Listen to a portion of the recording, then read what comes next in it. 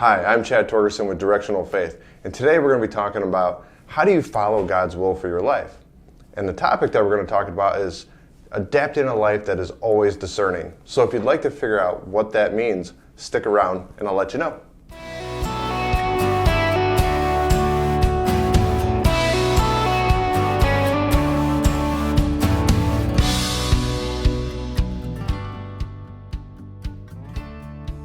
Welcome back. So we're going to talk about some practical ways to adapt a life that is always discerning, right? And what's the purpose of that? So that we can start to follow God's will for your life every day.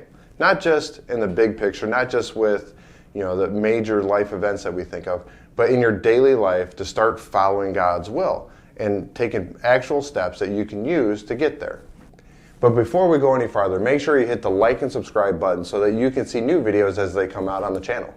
So if you stick around to the end, I promise that I'm going to give you a couple of tips that are going to help you do this actual in your daily life. We're not just going to talk about taking on a life that's always discerning, right? I'm going to actually show you steps and give you a couple ideas of ways that you can start applying God's will to your life every day. Right now, right after this video, you can start doing things that will actually help you get there.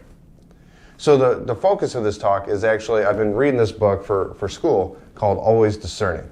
Right? And it's by Father Joseph Tetlow. He's a Jesuit.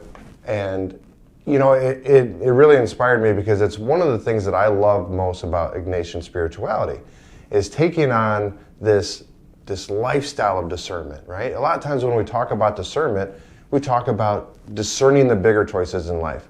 Whether it's, should I take this job? Should I marry this person? What school should I go to?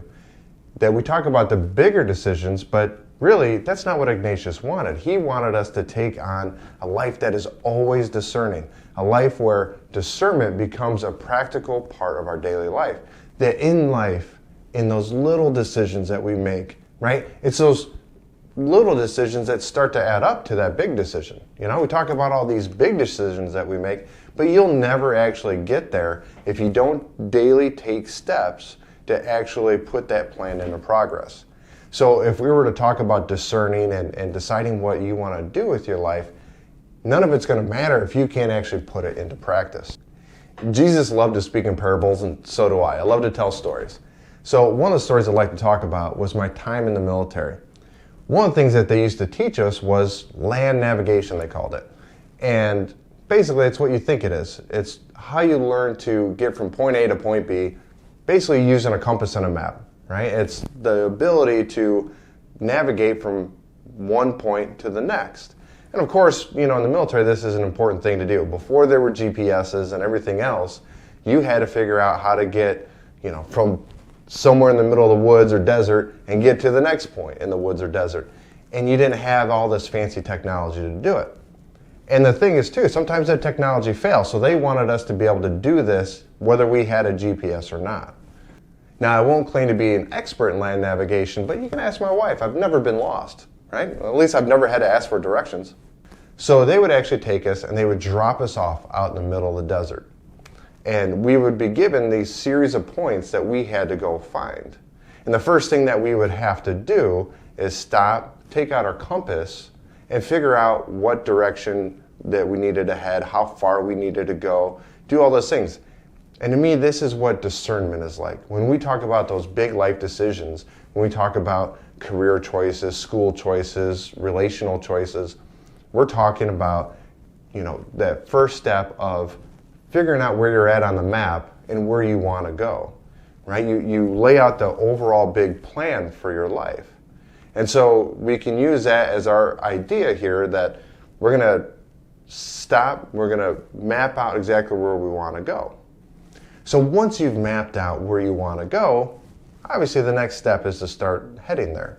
So some of my fellow soldiers, when they would finally write down their direction and they had their distance and where they were going, they would just point their compass and go, right? And this was an okay method, right? They would just barrel forward and just hope that they got to the right place.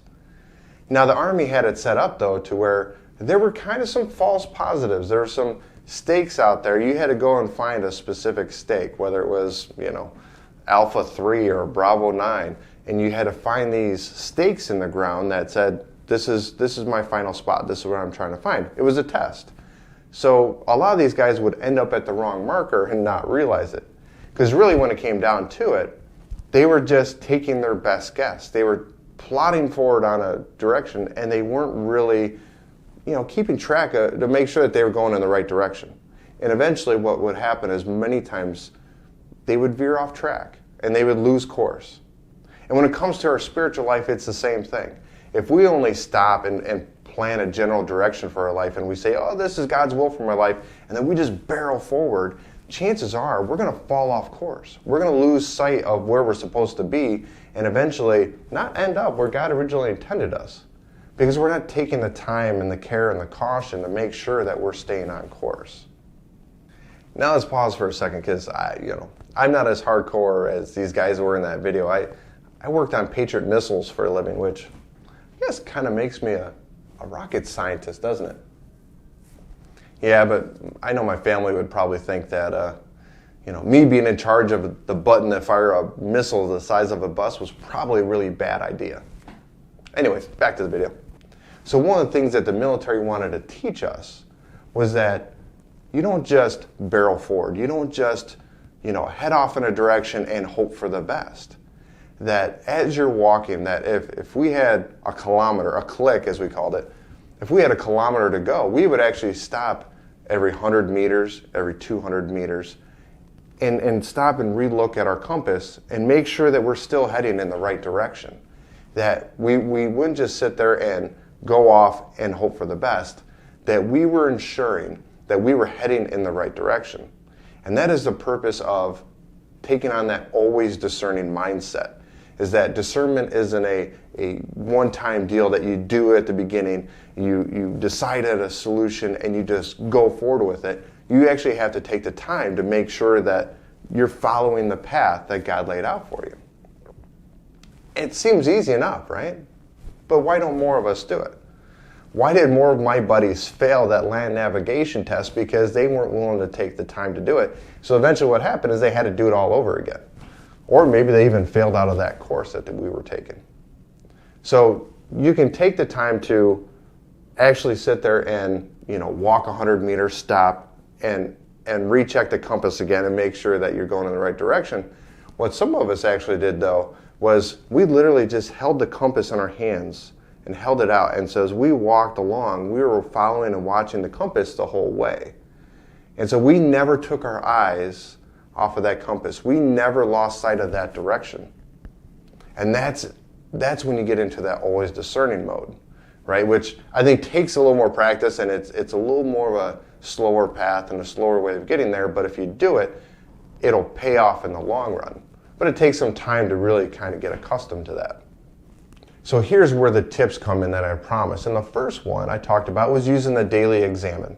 And to me, this is similar to the idea of, walking 100 meters, stopping, and measuring your course and making sure that you're going in the right direction. That on a daily basis, as you're trying to progress forward, towards your goal, towards this will of God, that you're going to stop daily and you're going to really make sure that you're still heading in the right direction. One of the things that we would do when we'd stop, you could actually remeasure. If you felt that you were off course, you could remeasure and say, I've got landmark here and I've got a landmark here, and figure out exactly where you are on the map and decide, hey, maybe I need to adjust my course a little bit. Maybe I'm off, a few degrees, or I'm a few meters behind where I thought I was going to be. So you're actually going to do course correction. And that's where the daily exam comes in, by daily, going through this process of where am I at right now? You're going to make sure that you're progressing towards that final eventual goal. So making this journey alone can be difficult. And this is where the second tip comes in. That we always had our instructors that would teach us and guide us and show us the way of how to do the navigation. They taught us how to use a compass. They taught us how to read a map, how to use a protractor and lay out our course. And that's where a spiritual director comes in. A spiritual director is somebody that you could meet with on a weekly or monthly basis to talk about your life of faith, that you could share with them what you feel God's will for your life is, and they're going to help you take the right steps to get there. Hey, even if you're struggling to figure out where that direction is, if you don't know what God's will is, That's one of your spiritual director's job, is to help you find, what is God's will for your life. Not that they're going to tell you, but they're going to help you discern and go through that process. They're experts in listening to God and helping you get more in tune with your spiritual life. And so just like following that instructor is going to help me as a soldier figure out how to get from point A to point B out in the desert, a spiritual director is going to do the same thing for you. So I hope that those tips help you, go down the path of taking on a life that is always discerning, right? Where you're constantly trying to figure out what is God's will for your life. So if that worked for you, and I hope that it does, make sure you hit subscribe so that you can see new videos when they come out. And I'll see you in the next video. Thanks. Bye-bye.